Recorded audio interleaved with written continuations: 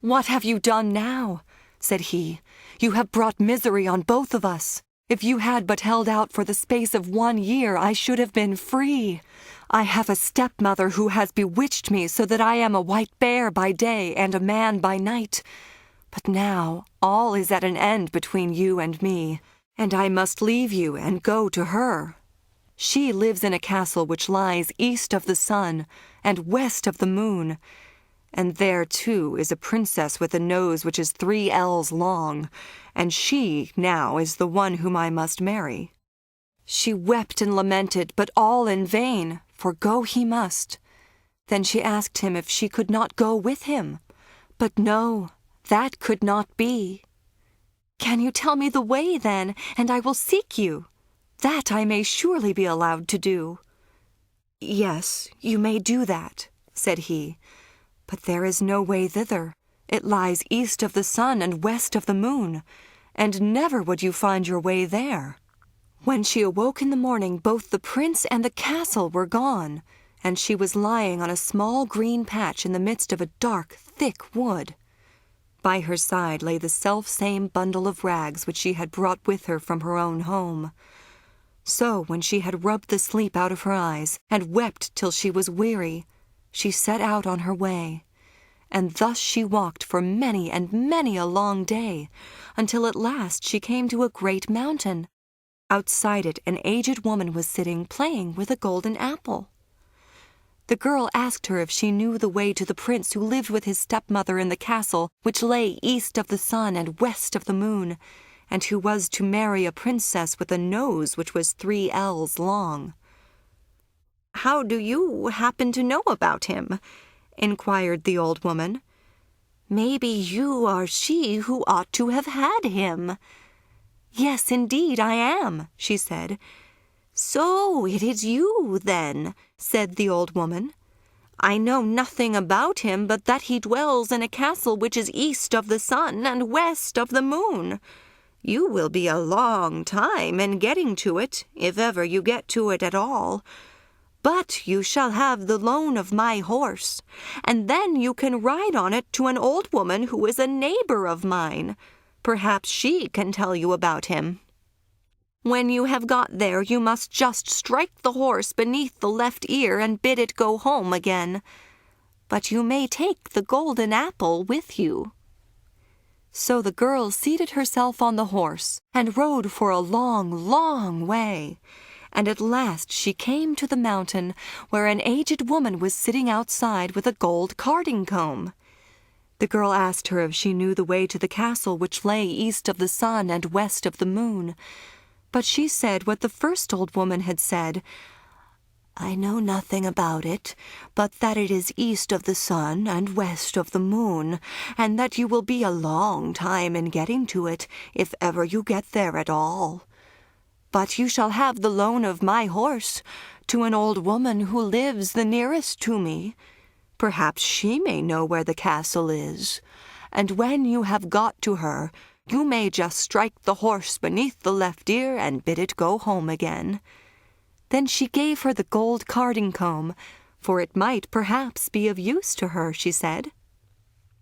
So the girl seated herself on the horse and rode a wearisome long way onward again, and after a very long time she came to a great mountain, where an aged woman was sitting, spinning at a golden spinning wheel. Of this woman, too, she inquired if she knew the way to the prince, and where to find the castle which lay east of the sun and west of the moon. But it was only the same thing once again. "Maybe it was you who should have had the prince," said the old woman. "Yes, indeed, I should have been the one," said the girl. But this old crone knew the way no better than the others. It was east of the sun and west of the moon, she knew that. "And you will be a long time in getting to it, if you ever get to it at all," she said.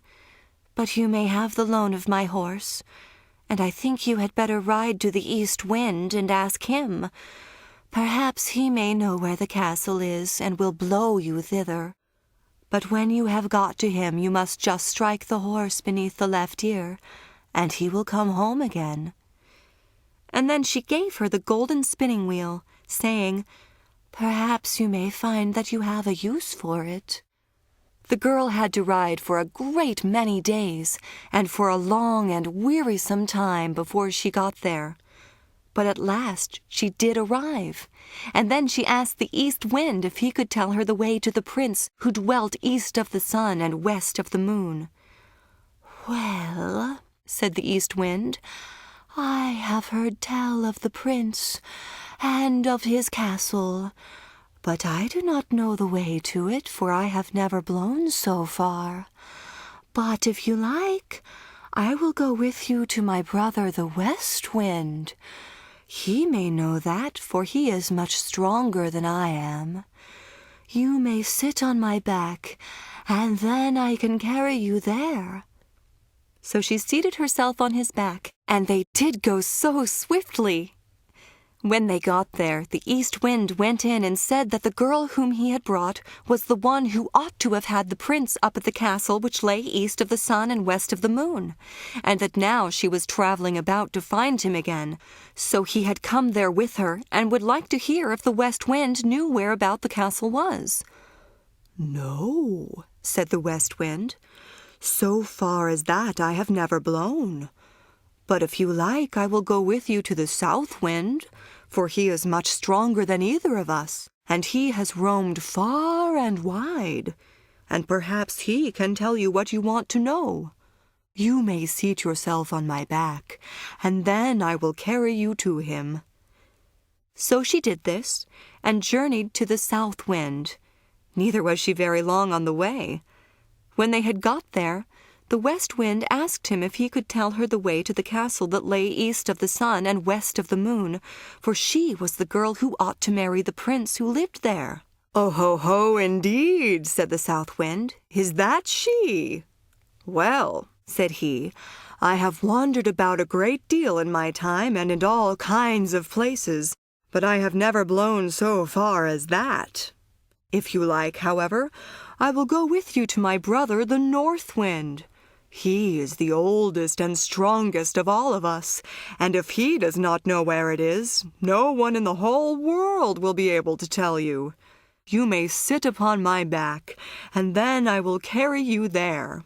So she seated herself on his back, and off he went from his house in great haste, and they were not long on the way. When they came near the North Wind's dwelling, he was so wild and frantic that they felt cold gusts a long while before they got there.